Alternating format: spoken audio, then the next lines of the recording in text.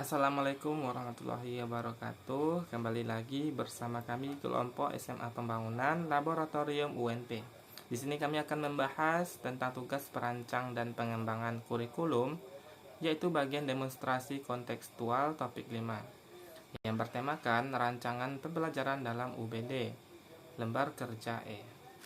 Nah, sebelum kita masuk ke materi, di sini kami akan memperkenalkan tim SMA Pembangunan Laboratorium UNP yang terdiri dari saya sendiri, Anang Safadri, Dedi Iswara, Iqbal Rahmat Putra, Melia Susanti, Nofri Silvani, dan Sofia Azizah.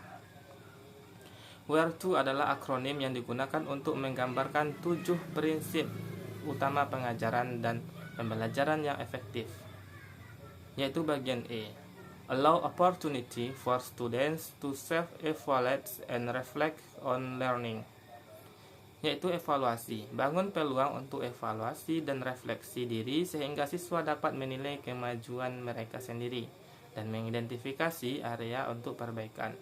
Ini bisa melibatkan penggunaan alat penilaian diri, umpan balik dari temannya atau umpan balik dari guru itu sendiri. Evaluate work and progress.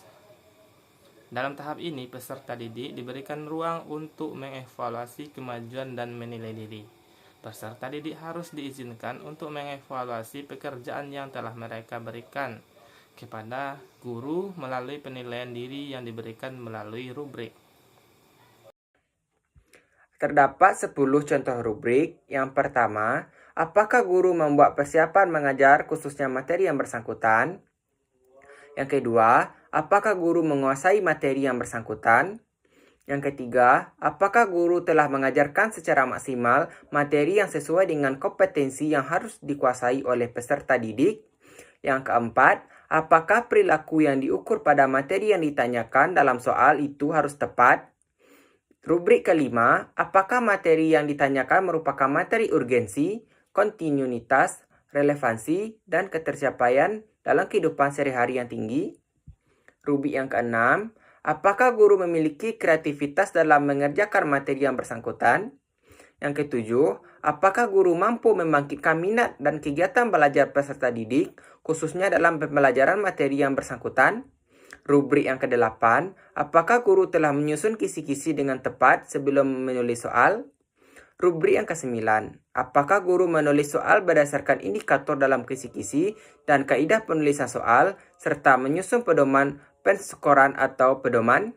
Yang terakhir, rubrik yang ke-10, apakah soal nomor 3, soal nomor 8, dan soal nomor 4 itu valid, yaitu memiliki daya beda yang tinggi, tidak salah kunci jawaban, pengecohnya berfungsi, atau memang materinya belum diajarkan? Penilaian diri atau self-assessment yang dilakukan oleh peserta didik. Nah, teknik penilaian diri dapat digunakan untuk mengukur kompetensi kognitif, afektif, dan psikomotor. Yang pertama ada penilaian kompetensi kognitif di kelas. Misalnya peserta didik diminta untuk menilai penguasaan, pengetahuan, dan keterampilan berpikirnya sebagai hasil belajar dari suatu mata pelajaran tertentu.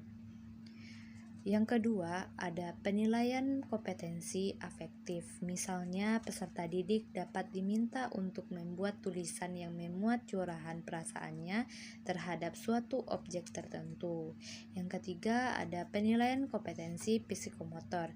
Peserta didik dapat diminta untuk menilai kecakapan atau keterampilan yang telah dikuasainya. Pada aspek evaluate atau evaluasi ada 3 pertanyaan untuk memperdalam pemahaman tentang evaluasi. Adalah yang pertama, bagaimana cara peserta didik dibimbing dalam penilaian diri, evaluasi diri, dan penyesuaian.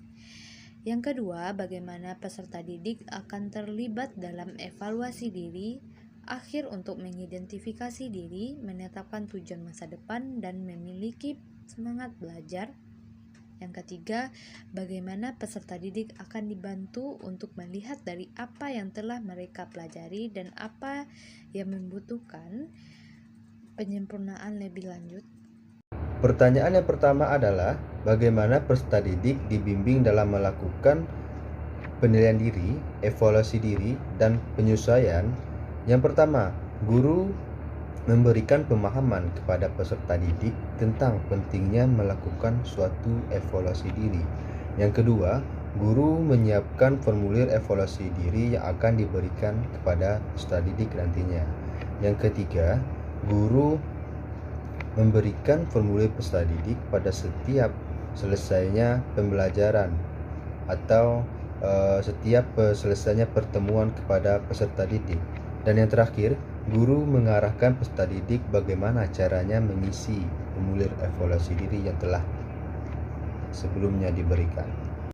Nah, selanjutnya yaitu bagaimana peserta didik akan terlibat dalam evaluasi diri akhir untuk mengidentifikasi diri, menetapkan tujuan masa depan, dan memiliki semangat belajar. Yang pertama itu adalah evaluasi kognitif, yang kedua evaluasi afektif, dan yang terakhir adalah evaluasi psikomotor. Nah, evaluasi kognitif itu apa aja yang ada dalam pertanyaannya? Yang pertama, topik apa yang Anda pelajari pada hari ini?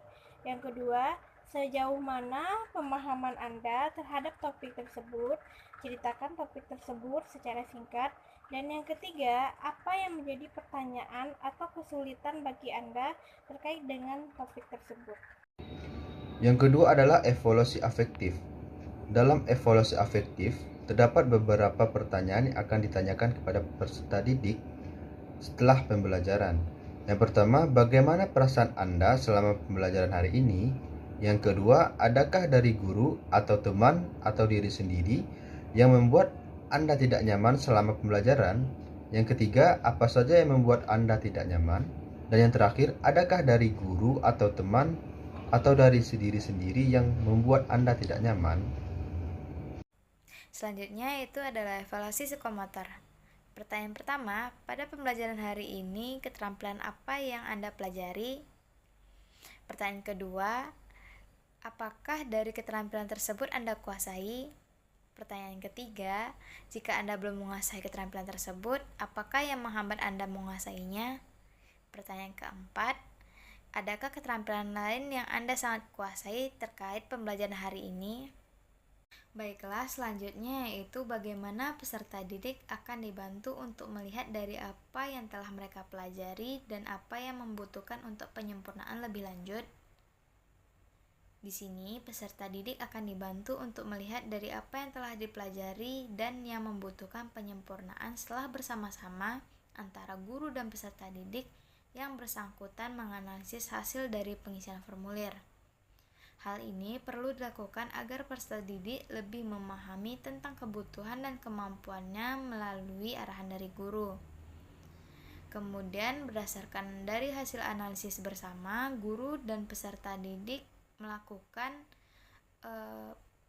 penguatan dan penyempurnaan pada hal-hal yang dirasa perlu.